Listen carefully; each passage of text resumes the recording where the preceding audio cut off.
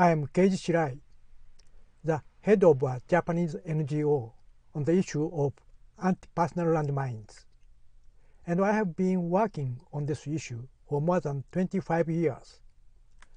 I have organized this lecture because I am aware of the crisis that Estonia, Latvia, Lithuania, Finland, and Poland are taking action to withdraw from the Anti-Personnel Mine Ban Treaty.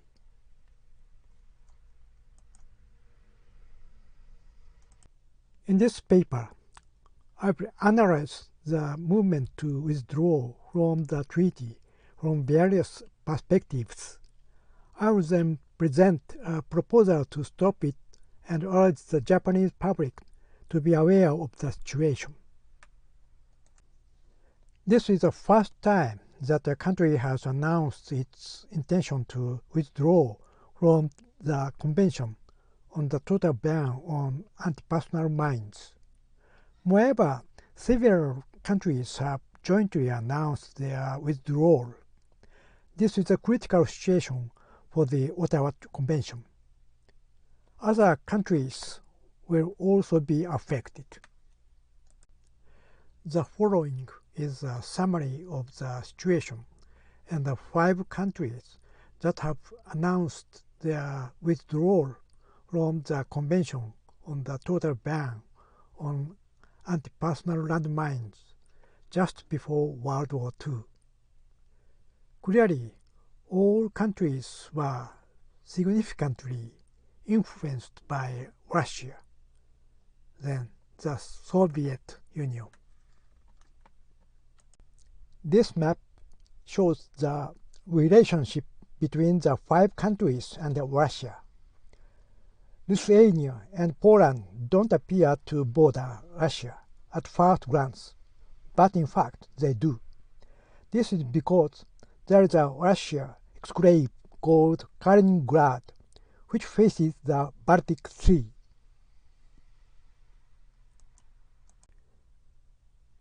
This list shows that of the 5 countries that were withdrawing from the treaty, Finland is the only one that can compete with Russia on an equal footing. The withdrawal from the ban on anti-personnel landmines is evidently linked to the war in Ukraine. It is paranoid to think that the same thing will happen to one's own country as the war in Ukraine. It is impossible for the Russian military, exhausted by the Ukraine war, to carry out any other war except a defensive war. Anti-personnel mines still carry the illusion of being an effective and inexpensive defensive weapon.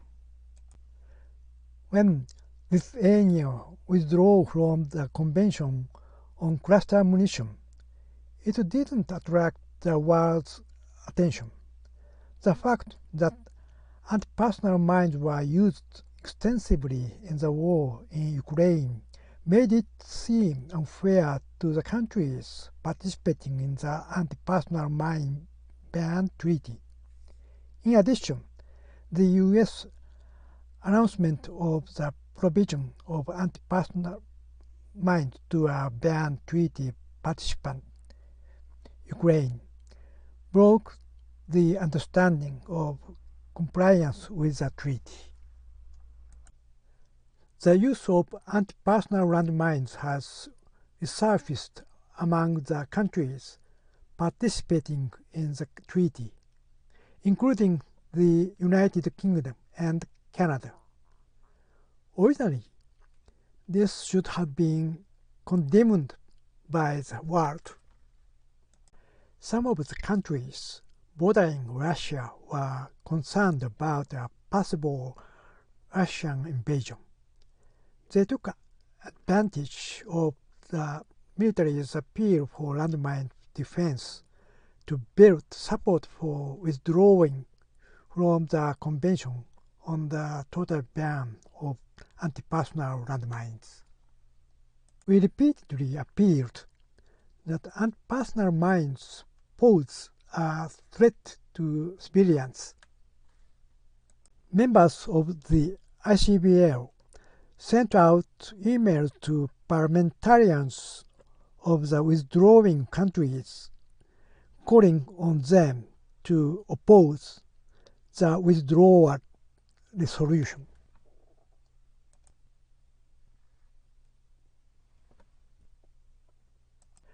Clearly, anti-personnel mines have been causing civilian casualties for a long time, rather than military ones. Another serious problem with anti-personnel mines is that 40% of the victims are children. The 5 myths about anti-personnel mines sent by the ICBL to stop the withdrawal are paradoxical, but they have a strong impression on the reader because they are full of lies. Each country is on the verge of withdrawing from the Convention on the total ban on anti-personnel landmines. The people's viewpoint on the damage caused by landmines is lacking. Finland has long been a belligerent nation, and its participation in the Anti-Personnel Mine Ban Treaty has required lengthy discussions. Anti-personnel mines in Finland's possession are highly lethal. Following Latvia and Lithuania, Estonia is in the process of voting to withdraw from the treaty in its parliament. The Finnish government also approved the submission of a proposal to withdraw from the Ottawa Convention to its parliament on May 28th.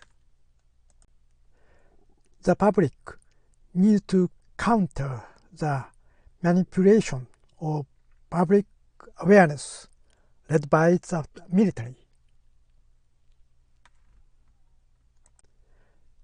There is calm discussion in some Estonian media. The countries that will announce their withdrawal from the treaty are NATO members, so it is possible for NATO to strongly persuade them that they don't need anti-personnel landmines for self-defense. The world needs a system that allows each citizen to calmly evaluate anti-personnel landmines rather than leaving national defense to military personnel. Japan, too, could be in a hurry to withdraw from the Convention on the total ban on anti-personnel landmines if the Taiwan contingency becomes a reality. It is true that the Taiwan contingency is an aspect of Japan's contingency. However, that is not the same as withdrawing from the Convention on the total ban on anti-personnel mines and the Convention on cluster munitions. We need to remain calm. Japan must not forget the Battle of Okinawa, in which 150,000 Okinawan civilians were killed.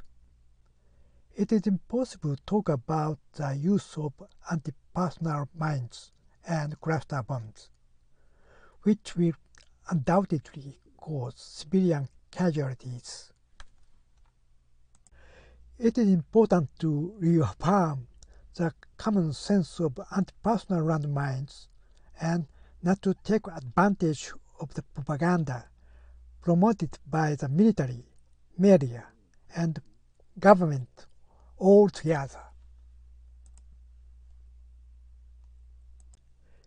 Citizens around the world should consider this issue of the withdrawal from the total Anti-Personnel Landmines Treaty as their own problem. The Landmine Ban Treaty is the first global treaty that has been brought to fruition by the voices of citizens around the world.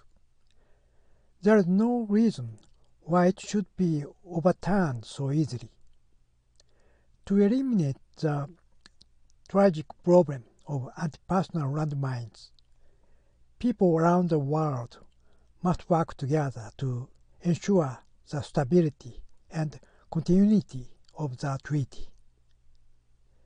Thank you for watching.